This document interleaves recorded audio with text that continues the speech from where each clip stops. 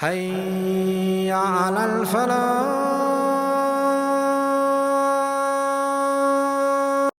والحمد لله والصلاة والسلام على رسول الله وعلى آله وأصحابه أجمعين. My beloved brothers and sisters, nothing is impossible for Allah. We believe that Allah creates from nothing. He doesn't need a thing to create. When He created man from dust or sand or soil, He did not need to use that to make man. He didn't need it. He could have created us from anything else or from absolutely nothing.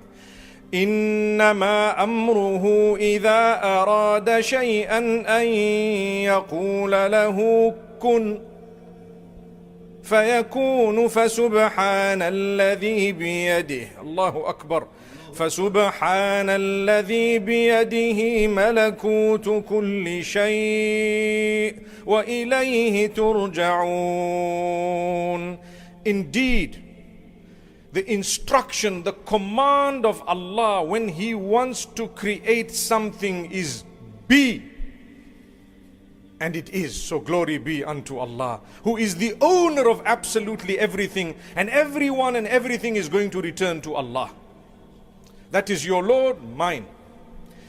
People say that we don't believe in a maker. Astaghfirullah. We don't believe that there is a deity, a supreme deity. We are here coincidentally.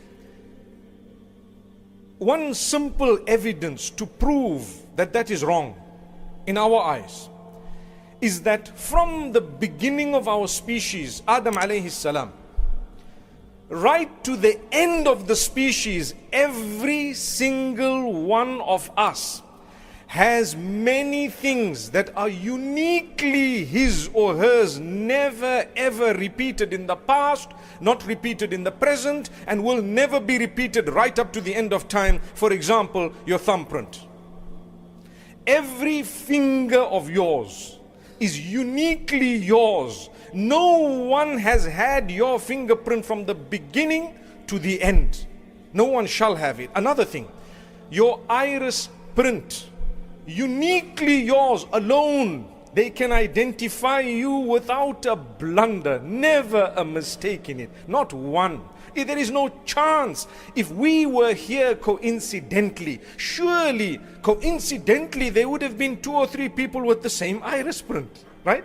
Surely there would have been a few more coincidences that have occurred. My brothers and sisters, let's not be fooled. We believe in Allah. We believe there is a maker. We believe that He alone deserves to be worshipped, because we know on the day of Qiyamah and judgment we will be standing with our accounts in front of the Almighty, and there can never ever be a fraction of a doubt in the identity of who is this.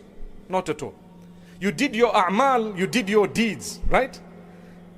Imagine if there was a doubt, was it you or someone else? That's why if your fingerprint is not good enough, your iris print. Let me tell you what else.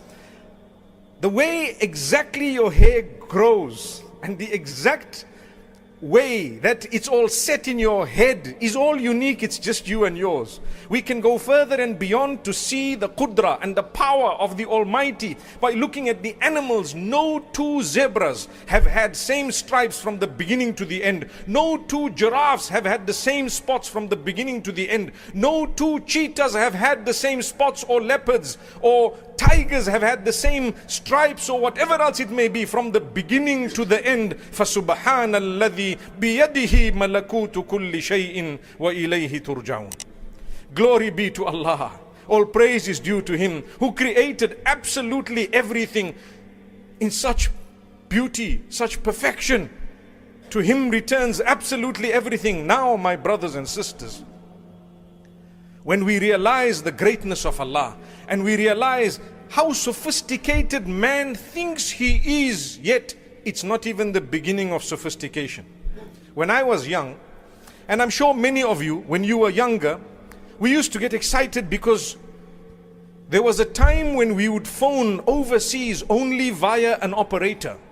When they decided to do away with the operator and you could dial yourself, we got excited. Wow, advancement. Compare that time to today. What difference is there? Subhanallah, today a press of a button and you can talk to someone, see them at the same time and hold the phone without a cable. For us it was more like something of a fantasy, or something that wasn't even there, that we couldn't even imagine would occur. May Allah subhanahu wa ta'ala grant us an understanding. And Allah says on top of that, man has been given knowledge. Without a doubt, Allah gave man knowledge. عَلَّمَ الْإِنسَانَ مَا لَمْ يَعْلَمْ. Allah taught man what he didn't know. So what did man do? Well, how many years have we been in existence? We don't even know.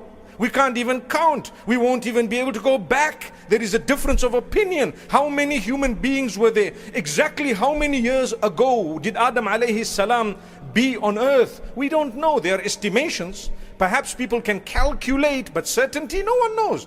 Imagine you don't even know that amount. I don't even know that. No matter how sophisticated we've become.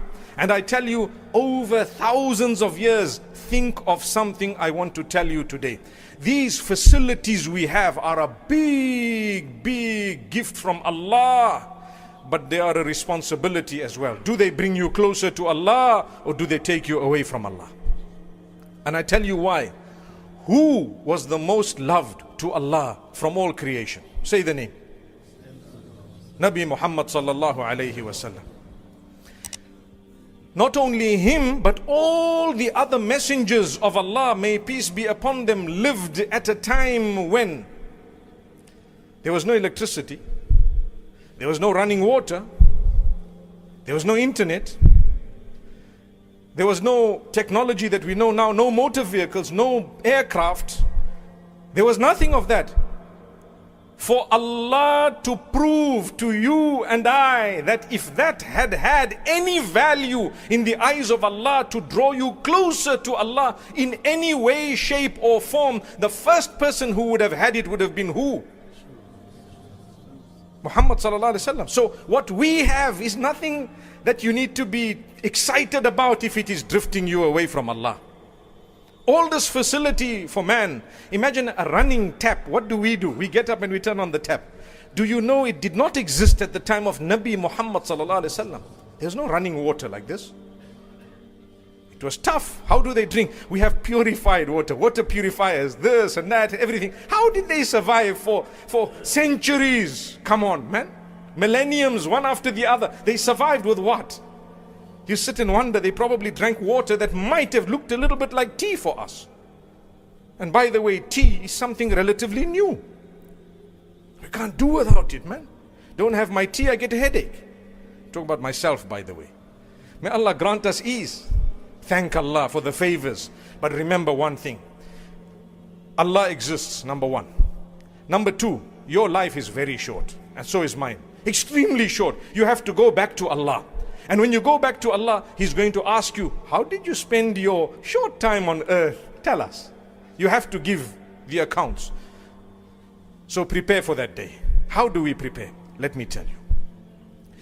Each one of us has been gifted and blessed by Allah in a unique way. Every one of us has a gift of Allah. Some people, mashallah, they are extremely intelligent in one particular field. Allah gave them that. Some others, perhaps Allah gave them something else. A lot of intellect. Some people are brilliant in Quran and tafsir. Others are brilliant perhaps in something that Allah's blessed them with. A doctor, medicine, mashallah, beautiful. Someone else has a lot of wealth, for example. Someone has... Use whatever Allah gave you to earn your Jannah. Use whatever Allah gave you, uniquely yours, to enter Jannah. But don't forget the pillars of Islam and your primary duties unto Allah. Two things we need to remember. What Allah told you to do compulsorily, don't miss that. Secondly, what Allah told you to stay away from compulsorily, you stay away from that. We have no option. We must. If you falter because you're a human being, quickly turn back to Allah in tawbah, and Allah will grant you. And Allah will grant you. Do not underestimate the power of dua. I started off by saying nothing is impossible for Allah. You think you're weak. Yes, we are all weak. But that weakness, the only one who's going to eradicate it for you is Allah. When you strengthen your relationship with Allah, you will automatically eradicate your weakness.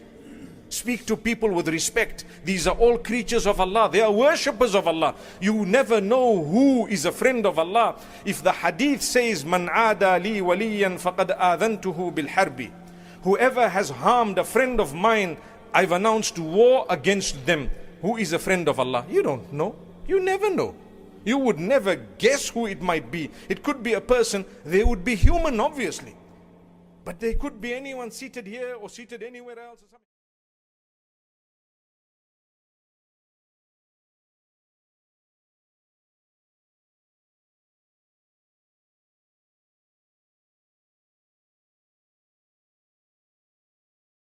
Thank you so much for listening to this short message. I pray that it has increased you in a little bit of motivation and hope, and the same applies to all of us. Jazakumullah khair. Assalamu alaikum wa rahmatullahi wa barakatuh.